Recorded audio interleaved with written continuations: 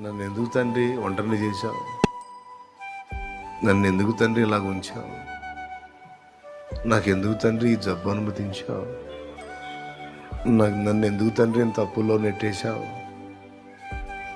నాకెందుకు తండ్రి ఇంత అవమానాలు రప్పించావు? నా హృదయం ఎందుకు తండ్రి ఇంత నలిపావు?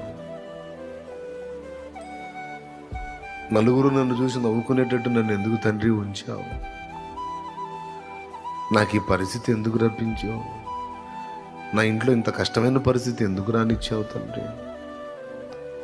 అల్పకాలంలోనే నాకు వైధవ్యం ప్రాప్తించేటట్టు ఎందుకు చేశావు తండ్రి? నన్ను విధవగా ఎందుకు చేశావు? బాధను అనుభవిస్తున్న మనుషుల హృదయాల్లో కోకొల్లలుగా రగిలే ప్రశ్నలు, దేవుని సమాధానం